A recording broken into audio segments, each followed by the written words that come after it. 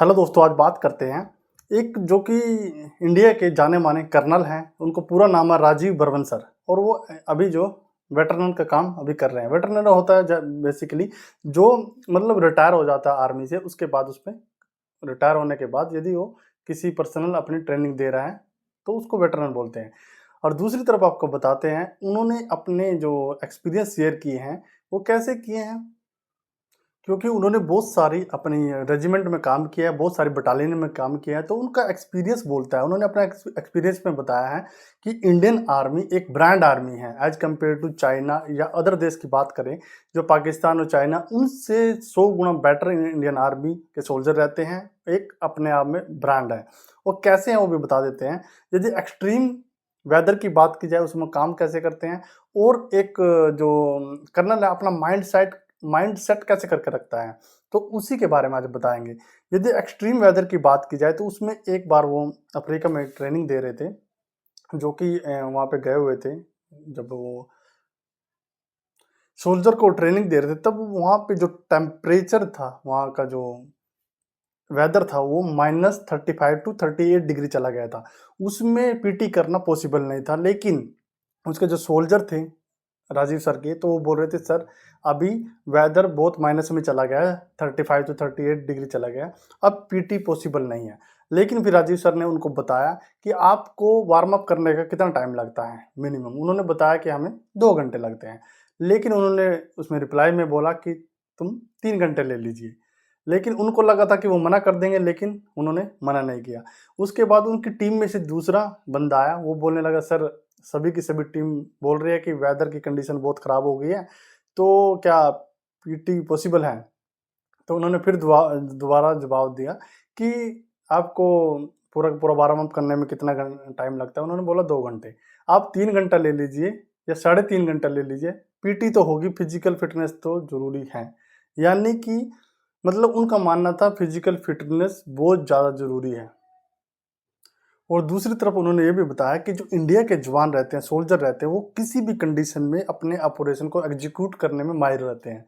ऐसा as compare to दूसरी army के बजाय। इंडियन के जो सोल्जर है, उन्होंने एक किस्सा भी बताया इंडियन आर्मी में।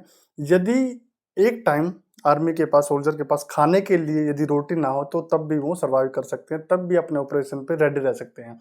जैसे एग्जांपल, यदि बहुत सारे खाना खाने वाले हैं और खाना सिर्फ एक ही पर्सन का है, तो उसमें क्या करेंगे वो? तो जो सबसे छोटा एज में सोल्जर होगा, उसको खाना सबसे पहले दिया जाएगा। और जो सीनियर सिटीजन सोल्जर होगा, वो तो अपने आप ही बोल देगा कि मुझे भूख नहीं है। यानी इस लेवल तक का एक कॉम्बिनेशन रहता है टीम के साथ, जो इंडियन आर्मी का जो सोल्जर रहते हैं।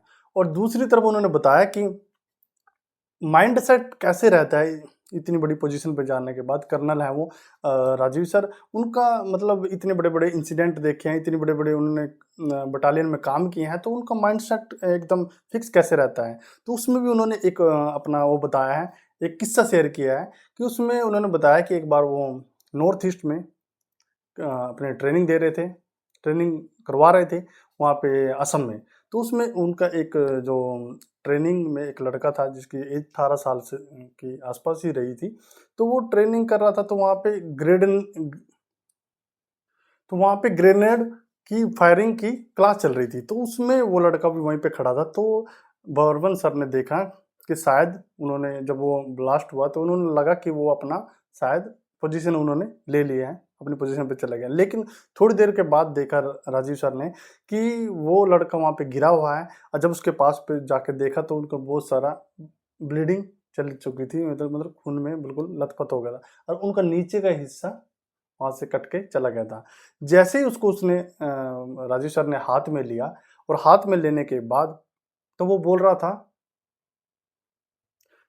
था सर मुझे बचा लीजिए, मैं मरना नहीं चाहता, क्योंकि मैं अपनी फैमिली का एक ही लड़का हूँ और मुझे मेरे माँ-बाप की सेवा करनी है। तो उसको उस टाइम में भी ये लग रहा था कि मुझे अपने माँ-बाप के लिए जीना है। लेकिन राजीव सर उनके सामने बिल्कुल ऐसे डट के बात कर रहे थे कि आँखों में आँखें डाल के, और लेकिन अंदर से वो रो रहे थे, लेकिन आँखों में आँखें डाल के ये बोल रहे थे, "नहीं, कुछ नहीं होगा तुम्हें, मैं तुम्हें बचा लूँगा, टेंशन मत ले, कोई दिक्कत नहीं है।" तुरंत डॉक्टर को बुलाया, और डॉक्टर के साथ चॉपर बुलाया, चॉपर बुलाने के साथ वहाँ पे उसको नागालैंड लेके आए। जब नागालैंड लेके आए, वहाँ पे डॉक्टर कॉन्फ्रेंसिंग में था, उसको तुरंत बुलाया गया और बुलाने के बाद उसका कंटिन्यूसली इलाज किया गया 2 दिन तक। और 2 दिन तक जब इलाज हुआ, लेकिन वो 2 दिन के बाद मतलब कैजुअलिटी में रहा, तो 2 दिन के बाद नहीं बचा सके। तो ये बहुत बड़ा एक इंसिडेंट था जिसमें उनको माइंड सेट रखना था। उसके बाद उससे भी बड़ी घटना होने वाली थी, उनके माता-पिता को कैसे बताना था कि आपका बेटा अब नहीं रहा। तो उनके माता-पिता को बाय प्लेन बुलाया गया, तो एयरपोर्ट को रिसीव करने गए राजीव सर। तो उनकी आँखों में आँखें डाल के बोले, "आओ, आओ, कैसा रहा सफ़र आपका? आपको कोई दिक्कत तो नहीं हुई?" उनके पाँव छुए, उनको मतलब कॉन्फिडेंस में रखा। जब आए, तब आने के बाद उनके माता को और पिता को अलग-अलग कर दिया, उसको अलग बिठा दिया, उसको अलग बिठा दिया। सबसे पहले उसके पिताजी को बताया गया ऐसे-ऐसे इंसिडेंट हो गया है। उसकी मम्मी को इसलिए नहीं बताया कि वो बड़ी सेंसिटिव रहती हैं लेडीज़, क्योंकि ऐसा ना हो कि कोई और काम बढ़ जाए। तो जब उनको बताया तब वो उनका बुरा हाल हो गया, और बुरा हाल होने के बाद उनको पूरा प्रोटोकॉल बताया भी, ऐसे डिफेंस में रहता है, अब क्या कर सकते हैं। तो ऐसे एक इंसिडेंट राजीव सर ने और बताया, जब जम्मू कश्मीर में तैनात थे, तब वहाँ पे वो अपॉइंट थे कि जब भी कोई आर्मी का सोल्जर या कर्नल किसी भी टेररिस्ट एक्टिविटी पे काम कर रहा हो, तो और किसी भी कमांड को, किसी भी किसी भी बटालियन को कमांड कर रहा, तो उस टाइम में भी जो उनके घर वालों को, उनकी वाइफ को कभी भी लगता रहता है कि कभी भी कुछ भी हो सकता है। एक बार वो राजीव सर एक घर में गए थे, मतलब वहाँ पे जब दरवाज़ा खोला 4 बजे, तो जो लेडीज़ थी, उसको पहले ही पता लग गया था कि दरवाजे पे सोल्जर है, क्योंकि वहाँ पे 4 बजे कोई उठता नहीं, क्योंकि यदि 4 बजे यदि सोल्जर ने दस्तक दी है, तो बुरी खबर ही होगी। तब उनको वहाँ पे जब आँखों में आँखें डाल के उनसे बात किया कि आपके हस्बैंड अब नहीं रहे, तब जो सामने जो लेडीज़ थी, वो एकदम सेंसलेस हो गई थी, वो एकदम स्पीचलेस हो गई थी।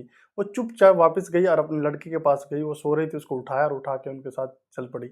और जब वो गई और वहाँ पे उसको लेके गए जहाँ पे उनकी डेथ हुई थी, और वहाँ से डेथ पे लेके गए जहाँ पे बॉडी थी, और उनको सैल्यूट करवाया गया, जो कि मिलिट्री का प्रोसेस रहता है। उसके बाद उसकी जो डेड बॉडी है उनको हैंडओवर कर दी।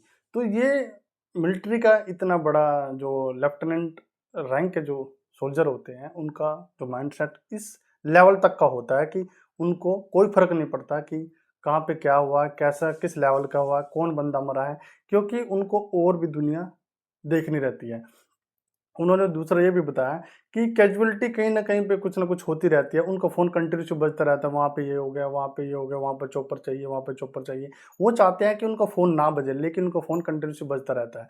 दूसरी तरफ ये भी बताया कि जो पूरे इंडिया में इतनी जम्मू कश्मीर में ये इंसिडेंट होते रहते हैं, जो ये होते रहे, उसके बाद जब सोल्जर डेथ हो जाती है किसी की, पूरा इंडिया आरआईपी लिख के पोस्ट करता है, rest in peace, rest in peace. इसका कोई मतलब नहीं है। उन्होंने बोला ये इस वर्ड से ही उनको बिल्कुल हेट हो गई है, क्योंकि उसके बाद इंडियन सोल्जर को कोई नहीं पूछता। इंडियन आर्मी जो मिलिट्री रहती है, उनका जो प्रोटोकॉल रहता है वो वहाँ तक पूछते हैं। उसके बाद उनकी डेथ होने के बाद कोई भी सोल्जर की, उसके बाद ना तो उनका पड़ोसी पूछने आता है, ना पूरा देश में से कोई भी उनको पूछने वाला नहीं होता है।